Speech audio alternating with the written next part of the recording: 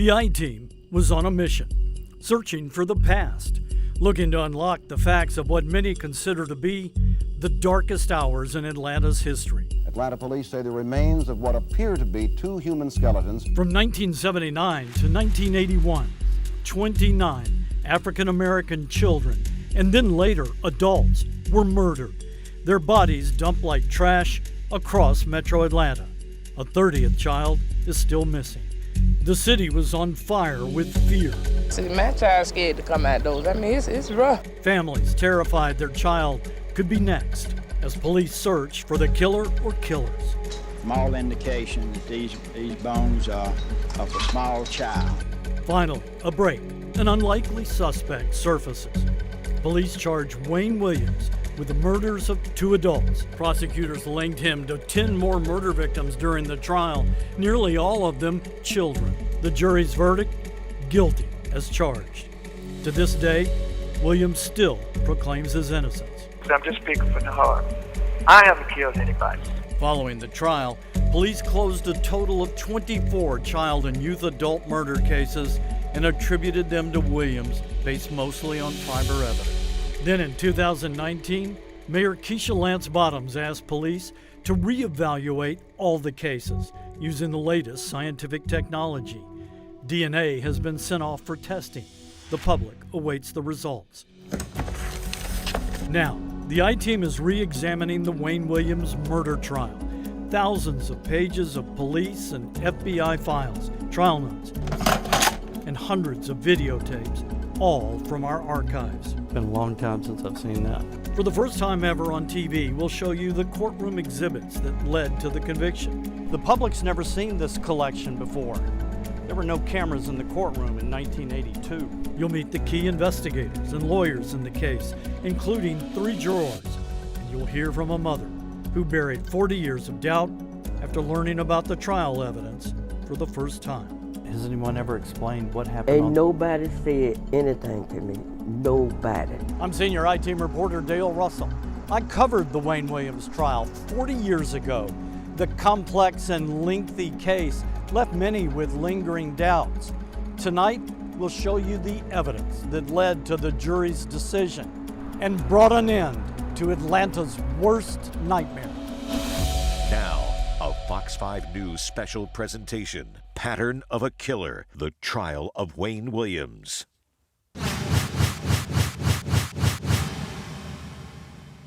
They appear, emphasize the word appear, to be the remains of children. The mysterious deaths began in the summer of 1979 and continued for the next 2 years. A string of black children and later adults brutally murdered. Most were strangled or choked, some beaten or stabbed. We have a black male. We do not know any more about that, including the cause of death. For 2 years, the killer dumped the bodies in woods, abandoned buildings, by the roadside, near trash dumpsters, or off bridges. Police don't believe that the child was killed here. There's no evidence of a struggle. Homicide detectives feverishly worked round the clock investigating each murder. Early on, police brass were not ready to conclude the murders were connected. The evidence that we have does not indicate that we have one person responsible for all of the murders. Early in the string of killings, the fall of 1979, someone strangled Yusuf Bell and stuffed his body inside an abandoned elementary school. He was only 9. He was the 4th child, either missing or murdered in some 3 months. All of them are kids that go to school, that behave. Yusuf's mother, Camille Bell, felt a pattern was emerging.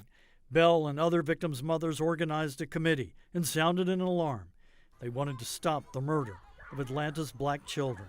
I would like a child's picture to be run on the media immediately. 1 month later, the murder of a teen that would be the break in the case, ultimately leading to Wayne Williams' conviction. The body of a little boy was laid beside the dumpster, partially on his back. May 1980, homicide detective Bob Buffington and his partner, Danny Egan, investigated the murder of Eric Middlebrooks. Eric was 14, the 7th young black child discovered murdered and dumped since the past summer. Buffington had no witnesses, no fingerprints. DNA evidence didn't exist at the time.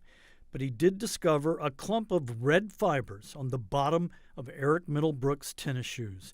And his inquisitive eye changed the course of the missing and murdered children investigation. I thought it was so significant it had to be from the environment where the body was immediately before dumping. I had no idea what its significance was going to be, but it turned out to be huge. Buffington says his bosses laughed off the tuft of bright red fibers, but he and Egan wouldn't stop. They took the evidence to Larry Peterson, a young scientist at the GBI crime lab. Investigators asked him, could these fibers help us find the killer? The answer is yes. Find a source for these fibers because they wouldn't have stayed there long. During the next year, more black children and adults were murdered and dumped in rivers and on roadsides. Larry Peterson began joining police at crime scenes, collecting more and more fibers and dog hairs on various victims' bodies. That in fact we're doing everything that humanly possible can be done. With tensions in the community at a fever pitch, Atlanta Mayor Maynard Jackson asked the FBI to step in, and they did. The FBI brought with them money, agents, and a brand new weapon in their criminal justice arsenal: serial killer profilers. Many people in the black community also believe that no black man would be killing these young black children like that. It had to be a white person. John Glover was the head of the Atlanta FBI division at the time. He says the FBI profiler created a different picture of the possible killer. But his profile was that it was someone who was a loner, someone who understood police procedures, a highly intelligent individual, an African American, and somebody who was very comfortable moving in and out of the community. By May of 1981, with 28 murders under investigation by the Missing and Murdered Task Force, GBI's Larry Peterson had linked a number of cases together through fiber evidence. Oddly shaped green carpet fibers, violet acetate fibers, and dog hairs showed up over and over on murder victims in a variety of locations. Former Fulton County prosecutor Joseph Drolet was assigned to the case to work with police. And they knew if they could find the source of that, they probably knew who the killer was. Coming up. How important was catching Wayne Williams on the bridge that night? A police stakeout team catches Wayne Williams on a bridge. Was he dumping a body? By spring of 1981, the killer was dumping a body nearly once a week. Police believed that news reports that fibers were found on those bodies led the killer to drop 7 of the next 10 victims in rivers. So police and FBI set up stakeout teams at bridges all across Atlanta, hoping to catch the killer in the act. How important was catching Wayne Williams on the bridge that night? It put him at the scene. It was critical. Lou Arcangeli, Atlanta homicide detective during the murders, says from April to May 1981, Atlanta police and the FBI set up stakeout teams on 24 bridges across metro Atlanta. But there were so many bridges, and that was brutal duty given the heat, the mosquitoes, the snakes. For one solid month, the stakeout teams had no luck. W.J. Taylor, who headed up the Atlanta task force, says they were ready to give up. The decision was made that this weekend would be the last night that we would cover the bridges. May 21st at 3 a.m., the final hours of the final stakeout beneath the Jackson Parkway Bridge. A loud splash. FBI agent Mike McComas finally had something to investigate, and with little time to spare. Had it been 3 hours later, I don't know what would have happened because we would have been gone. Atlanta police recruit Bob Campbell was stationed below the bridge on the riverbank when he heard the splash. Campbell testified it sounded like a body hitting the water. It's interesting that Robert Campbell was the one that heard the splash. The FBI's Atlanta Bureau Chief, John Glover, says Campbell's unique background helped make his testimony pivotal. He was a young fellow who was a swimmer since he was very young, knew the sound of the body of something the size of a body hitting the water. Campbell testified he grabbed his flashlight and walkie-talkie. He pointed the light at the river and saw waves in broad circles flowing up on the bank. He testified when he first looked up at the bridge railing, he saw nothing. Then, suddenly, directly above the splash, car lights came on and a car began to move, extremely slowly, across the bridge. Great testimony. Joseph Drolet was a member of the prosecution team that tried Wayne Williams. It showed that something was dropped. There was a car stopped on the bridge. The lights were out. It had entered very, very quietly and slowly. Campbell radioed police recruit Freddie Jacobs, who was stationed up top at the end of the bridge. Jacobs testified he saw a car coming his way, slowly, so close to the railing he could only see one headlight. Lou Arcangeli says that night, that splash changed the course of the investigation. And the only car on the bridge was driven by Wayne Williams. Mary Welcome, one of Wayne Williams' trial attorneys, says Williams denied stopping on the bridge or throwing anything into the river. Whatever the splash was could have been an animal or whatever. Williams testified he was heading home, which was south of the bridge, but police testified he did a U-turn and headed north. They followed and stopped him up on the 285 ramp. He wasn't an intimidating, threatening figure by no means. Mike McComas was one of 2 FBI agents who interviewed Williams. He recalls Williams' very first words when asked why he was stopped. Do you know what this is about? And he said, yeah, it's about these boys, these missing children or something of that nature. And I went, it's kind of strange. Why would you bring that up? McComas testified he looked inside the station wagon and saw suede-type gloves and a flashlight on the front seat of Williams' car and a 24-inch ski-style nylon cord on the back floorboard. I thought it was pretty significant. Since Williams wasn't arrested that night, those items weren't seized. Williams told the FBI he was a musical talent scout. In trial, Williams explained the night of May 21st, he was out looking for the address of Cheryl Johnson, a young woman who was supposed to audition for him later that morning. You didn't buy the story? I didn't like it. No, it just didn't make sense. The Bureau looked for her and she didn't exist, and the telephone number didn't exist. His story didn't ring true. How important was that stop in the conviction in your mind? It was critical. There was no Cheryl Johnson. Did that hurt? I think it did. There could have been a reasonable explanation for that, but I can see why it might have been discerning for a juror. Williams was questioned and released. 2 days later, 27-year-old Nathaniel Cater's body surfaced a mile downstream from the Jackson Parkway Bridge. Williams was later charged with Cater's murder. And the vivid picture prosecutors painted of what happened that night on the bridge resonated with jurors like Vicki Lambert. He pulled up on the bridge and I guess opened the back of the station wagon, got the body out, threw it over the bridge, and then the police officer that was down at the bottom heard the splash. Juror Clarice Green said it was important evidence. And that time of night for someone to throw something over in that bridge. And I can say that just was not a well-traveled area, and it still isn't. And juror Diane Brennan believes the defense made a critical trial mistake. During the trial, they had jurors tour the bridge. That's when Brennan made a startling discovery. She said when she saw how low the bridge railing was, she came to a simple conclusion. I could do this. I could pick him up and throw him over. And I know that Wayne could do it. Next. Was he ever successful? No. Could Wayne Williams be the Atlanta child killer? A police stakeout team hears a loud splash in the Chattahoochee River. At that exact moment, directly above on the Jackson Parkway Bridge, is Wayne Williams in his car. 2 days later, a body surfaces downstream. It was enough to make Williams the prime suspect. But who was Wayne Williams?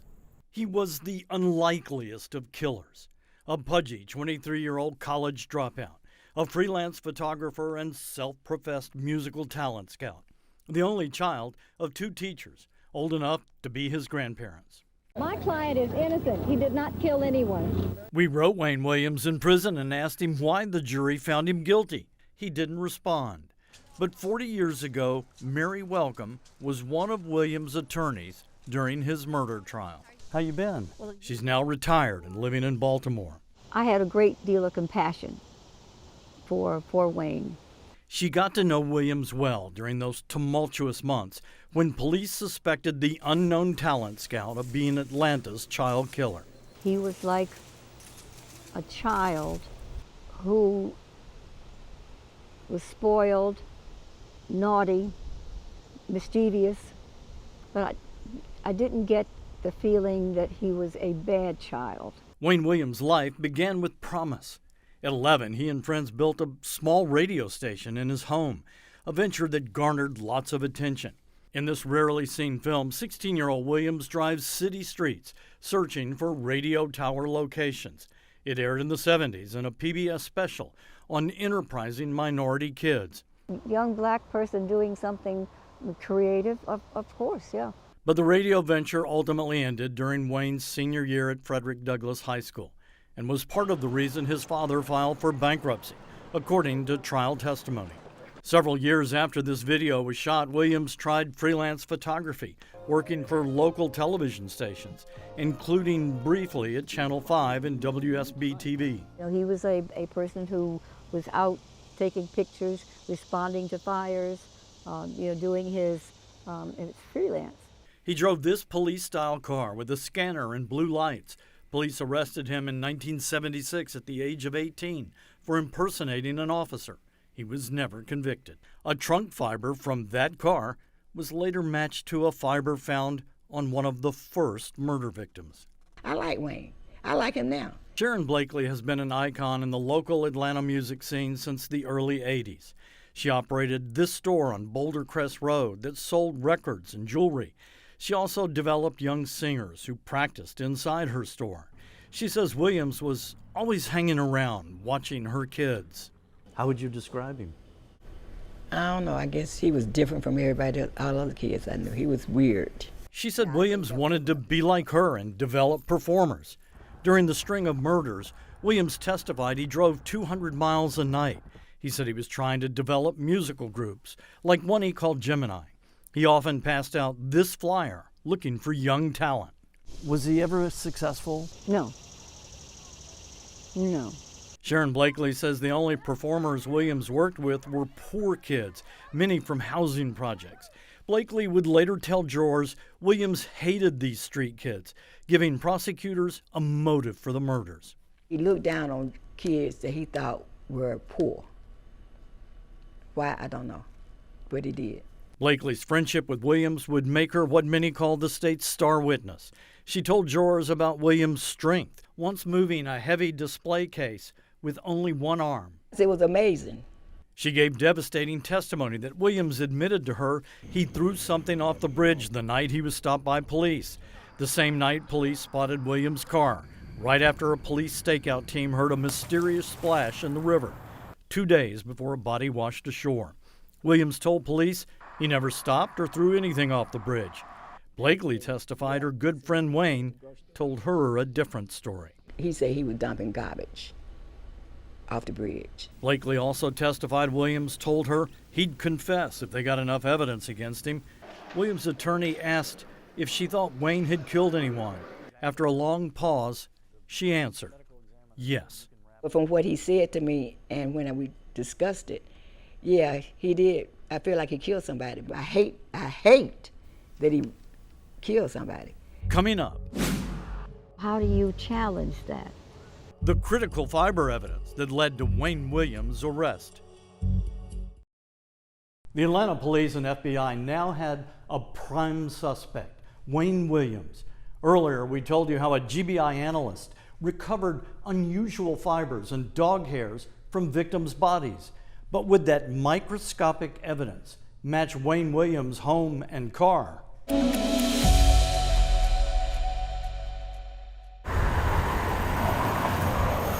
For the first time, 40 years after the Wayne Williams trial, you can see what the jurors saw. The public's never seen this collection before.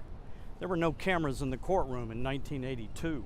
The microscopic fiber slide. This is a Wellman 181B. The critical carpet swatches. And it matched the fiber from the Ford. The old school poster board displays showing matching fibers. 1970 station wagon. Pictures of the cars Wayne Williams drove. Even a slapjack, a dangerous weapon believed to have been used to beat some victims. It's been a long time since I've seen that. This is credible evidence. John Glover ran the Atlanta FBI office during the trial. He says this evidence had a big impact on the jury. Fibers, scientific, direct scientific evidence doesn't lie. It holds up under cross-examination as it did in this case.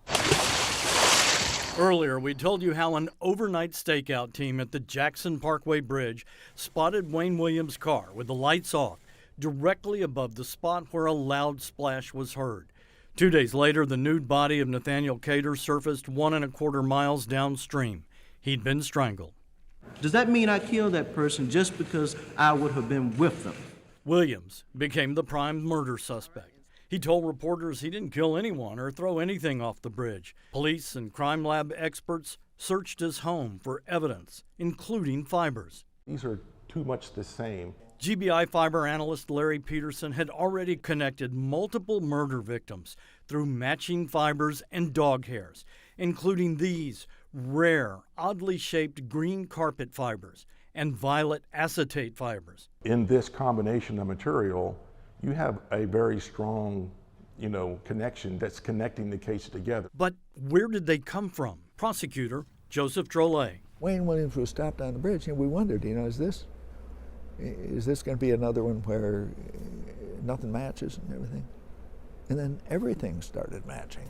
Those fibers, along with witness testimony, led to the arrest and indictment of Wayne Williams for the murder of Nathaniel Cater and another man, Jimmy Ray Payne, whose body was found a month earlier near where Cater's body was found. There's a lot of important evidence. The two key elements were the bridge incident and the fiber evidence. Of particular interest to both sides in the case is the so-called fiber evidence, which is the key to the prosecution's case. During the trial, prosecutors spent 4 days giving the jury a mind-numbing crash course on man-made fibers. Fibers can be incredibly identifiable. Juror Clarice Green. I think it was very important once they let us know how to compare what carpet they got out of his house, his car, and other places. Prosecutors explained how fibers from Williams' house and cars ended up on murder victims. Larry Peterson helped give the I-team a demonstration similar to the one given the jury. It's just a quick pass like this. When a person wearing a sweater touches someone, fibers rub off. You can clearly see how the yellow fibers are transferred to the other person's clothing. It's just a way of showing how easily they can transfer. If one is strangled somewhere and the body is moved in a car, it's going to pick up the fibers from the car. The crown jewel of the prosecution's case was this unique 3-lobed green fiber found on both murder victims. It was a Wellman 181B nylon trilobal fiber, dyed English olive green. Exceptionally rare, prosecutors argued. I think it's as close to a smoking gun as you can get. The fiber had 2 long lobes, 1 short lobe. A witness testified the unusual fibers were manufactured by only one company for only 1 year, West Point Pepperell, in 1970. FBI crime analyst Harold Dedman testified so little was made there were only about 82 rooms in the entire state of Georgia with this green carpet. It becomes so rare that it is almost like a fingerprint. One of those rooms was Wayne Williams' bedroom. FBI and GBI crime lab specialists testified this scarce fiber was microscopically similar to or matched the carpet in Williams' bedroom. That violet acetate fiber matched his bedspread. The yellow rayon and acrylic fibers matched a blanket found under his bed. And those dog hairs found on both murder victims had consistent characteristics to the hair on Williams' dog Sheba. There were fiber matches from Williams' cars and other home items as well. FBI fiber expert Hal Dedman told the jury it would be virtually impossible for the two murder victims to not have had contact with the home or car of Wayne Williams. It was a complete picture in my mind. W.J. Taylor headed up Atlanta's Missing and Murdered Children's Task Force. If you found that same forensic evidence in Wayne Williams' home that you found on a number of the bodies, you'd have to assume that you have the suspect that was determining the cause of these children's death. How do you challenge that? And how did you in the trial? We didn't. We couldn't. Defense attorney Mary Welcome said she didn't have the time or money to mount an effective challenge to those fiber matches, but she told the jury she didn't buy it. That doesn't even make sense, that, this thing is so rare and so unique that, that it ends up in Wayne Williams' house. But it resonated with the jury. How does one person have this whole combination of fibers? What would be a reasonable explanation? It sounds like the fiber evidence was important. Yes. Yes. He would not have been convicted without the fibers. Next. Is he the Atlanta child murderer? Prosecutors bring the Atlanta child murder cases to court. Wayne Williams was on trial for killing 2 adults, but on the 10th day of his double murder trial, prosecutors began making the case to the jury that Wayne Williams was Atlanta's child killer. It was a pattern so obvious it was evident around the world. Wayne Williams was on trial for killing 2 adults, Jimmy Ray Payne and Nathaniel Cater. Both men found a month apart, floating in the same area of the Chattahoochee River. Jurors had heard testimony from 50 witnesses, how police spotted Williams' car at 3 a.m. with its lights out on a bridge just as a stakeout team heard a loud splash in the river below. That bridge was just upstream from where both victims' bodies surfaced. Again, there was all kinds of evidence. And unique fibers found on the 2 victims, microscopically similar to Williams' bedroom carpet, bedspread, a blanket under his bed, and more, as well as dog hairs, which matched Williams' dog. Wayne Williams' attorney, Mary Welcome. Those fibers could be found anywhere. But the prosecution wasn't done. They wanted to prove to the jury that Wayne Williams was also the Atlanta child killer. That would have been just a miscarriage of justice for them not to know what everybody else in the world knew. The prosecution, using a well-established legal strategy called pattern evidence, wanted to introduce evidence from the murders of 10 young boys. The defense argued vehemently against it, but Judge Clarence Cooper agreed. In a sense, the Atlanta child murder trial was now underway. You knew that was coming, didn't you? We knew it was coming, but how do you prepare? Defense attorney Mary Welcome felt overwhelmed. The defense team didn't know which of the 28 murders prosecutors would use. They chose Alfred Evans, Eric Middlebrooks, Charles Stevens, Luby Jeter, Terry Pugh, Patrick Baltazar, JoJo Bell, Larry Rogers, John Porter, and William Barrett. We picked 10 that we thought would be most appropriate and would show that this is a pattern that was going on and leading up to ending with Jimmy Ray Payne and Nathaniel Cater. Juror Clarice Green said the additional evidence of child murders made a huge impact on the jury.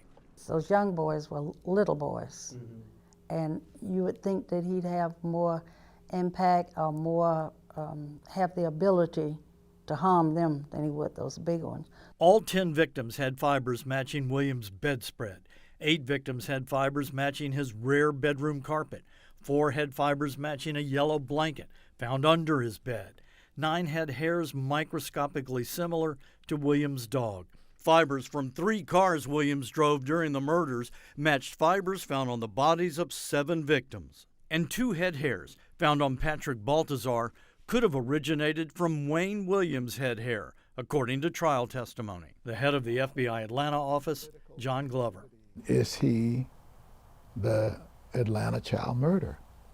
And so it was critical that they were able to introduce the fiber evidence from these other 10 cases. Kent Heinzman, here in the dark suit. Heinzman has placed Williams with victim JoJo Bell. The pattern evidence also unleashed a torrent of witnesses who one by one took the stand to testify they saw Williams with 5 of the child victims before they were killed.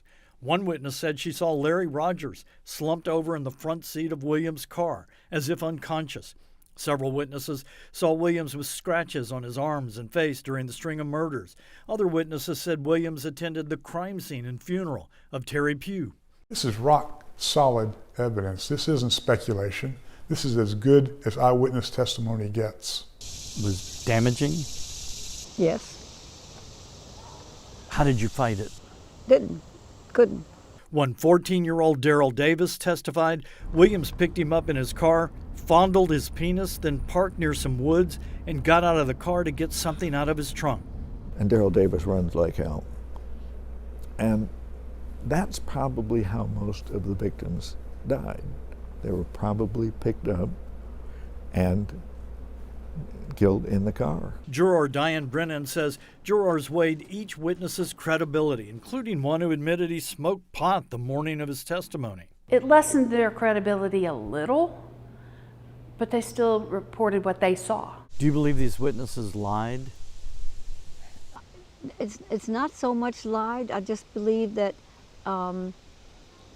again, it goes to choreograph. Mary Welcome says her team didn't have the resources to adequately battle the onslaught of pattern witnesses, a problem, she says, that virtually rendered the defense ineffective. If Wayne Williams had O.J. Simpson's money, would this have been a different trial? Oh, yeah.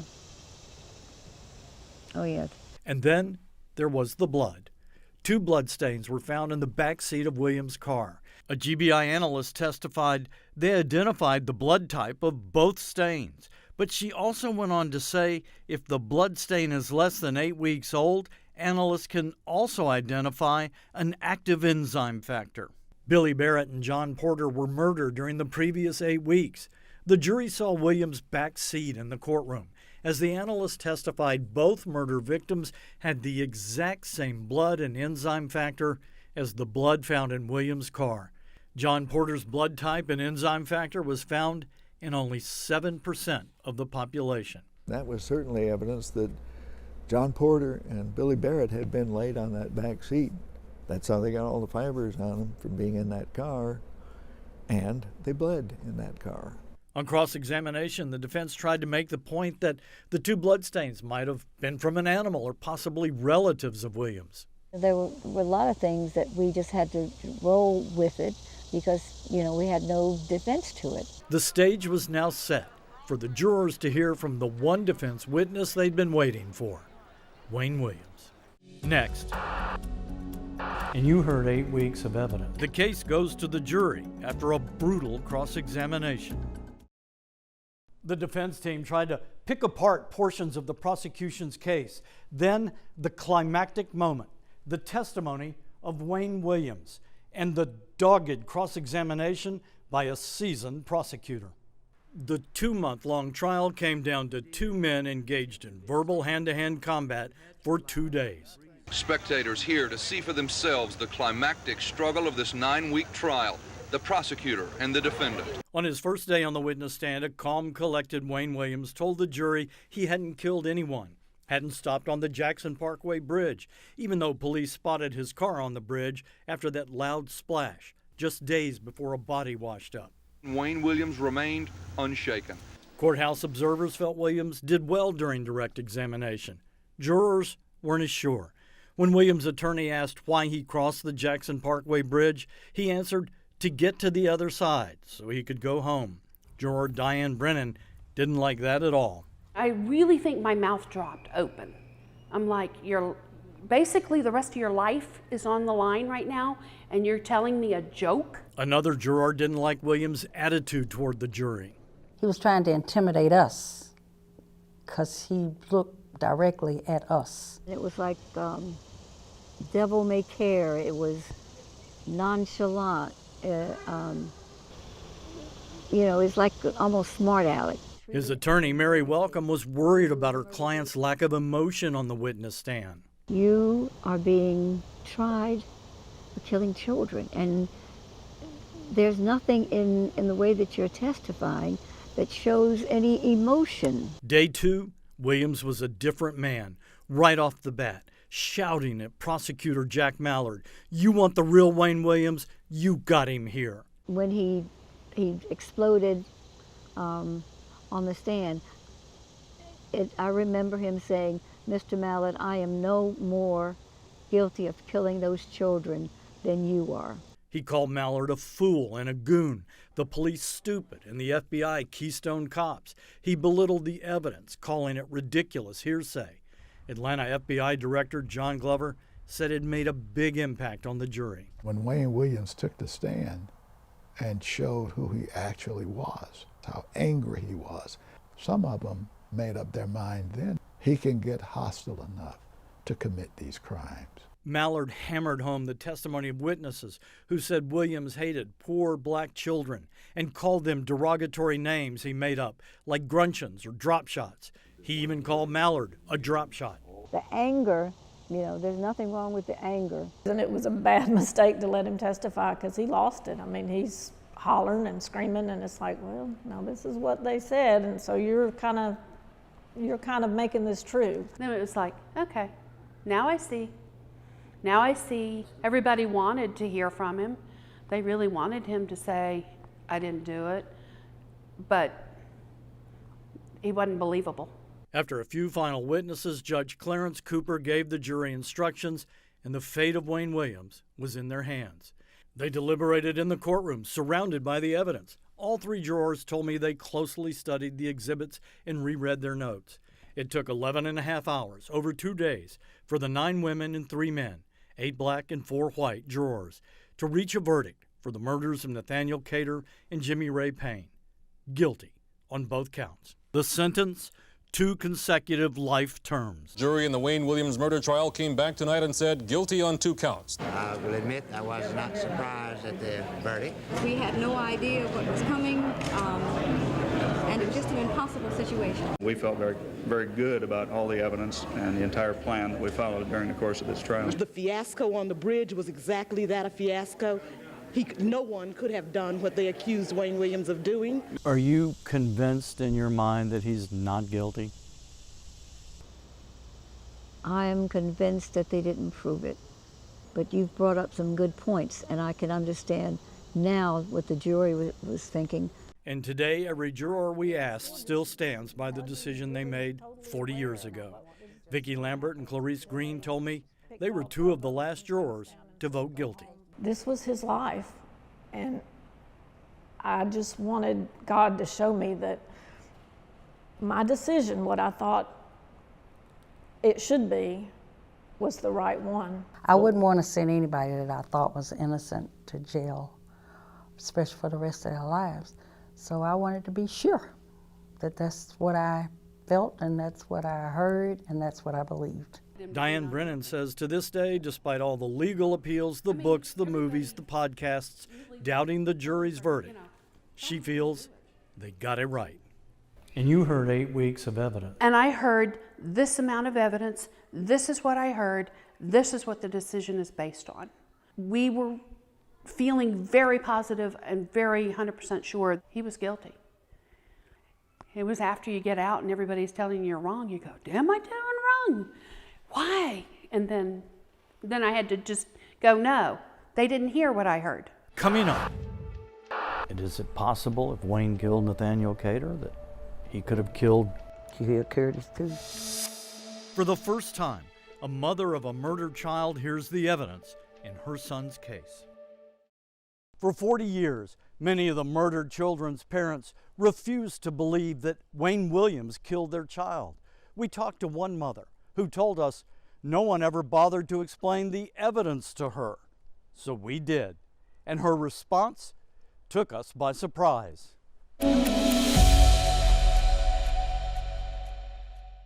From the time Curtis got missing, I always said that Wayne Williams did not kill Curtis. For 40 years, Catherine Leach Bell had no idea who killed her son, Curtis Walker. In March 1981, his body was pulled from the South River. He was the 20th murder victim on the task force list of missing and murdered children. Curtis has never been the type that run the street. But his case was not part of the pattern evidence used in the Wayne Williams murder trial. We picked 10 cases. Fulton County Prosecutor Joseph Drolet says they introduced evidence from 10 additional youth murders to show the killer's pattern and scheme. We had more that we could have used because there was fiber on many more cases. After the judge sentenced Williams to life, police, citing mostly fiber evidence, closed 24 of the youth murders, including Curtis Walker's case. But Catherine Leach Bell was never convinced. Show me and let me know who is the killer of my son. We recently sat down with her in her apartment. Tell me about Curtis. Curtis was I'm just going to say he was a mama baby. He was a mama boy. Catherine quickly told us a story of the day sometime before her son disappeared when Curtis came into her home with a flyer in his hand saying he was going to make her rich.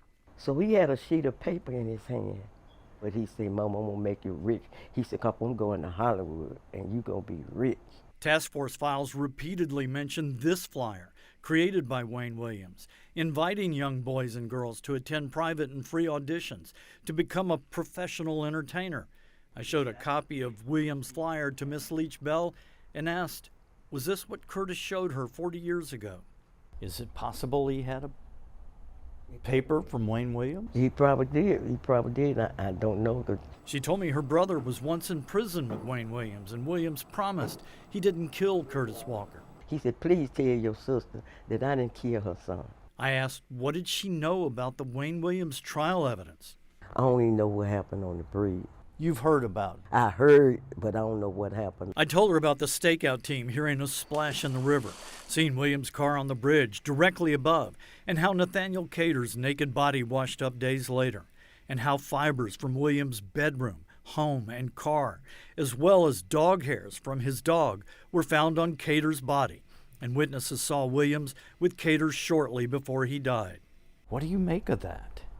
Now, I believe he did that. I really do believe that he did that.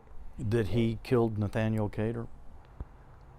Now, I believe that. I showed how prosecutors matched a combination of 17 different fibers from Williams' bedroom, blanket, his house, cars he drove, his jacket, and his gloves to victims, even hairs from his dog Sheba. I showed her how fibers matching Wayne Williams' bedspread, just like the one found on Nathaniel Cater's body, were found on her son Curtis. And is it possible if Wayne killed Nathaniel Cater that he could have killed Curtis too? She said no one ever explained the evidence in the case to her. I went 40-some years thinking somebody gonna find the person that killed Curtis. Because nobody ever came to me and told me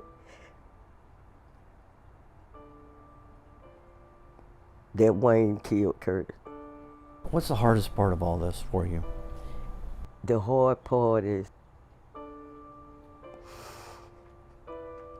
when nobody came to me and tell me that Wayne killed my child. You know, now this is going to be on my mind. And after 40 years of doubt, Catherine Leach Bell says she finally has some peace. So that gives me a little comfort in my mind, knowing that Wayne killed Curtis too. Wayne Williams lost every legal appeal he filed requesting a new trial. In 2007, DNA test results of the maternal line of dog hairs found on 5 child victims could not eliminate Williams' family dog as a source of the hairs. In 2019, a request by then Mayor Keisha Lance Bottoms to review all the cases still underway. We sent a letter to Wayne Williams asking him why did he think the jury found him guilty. He didn't respond. He's always contended he's innocent. On behalf of everyone at Fox 5, thanks for joining us.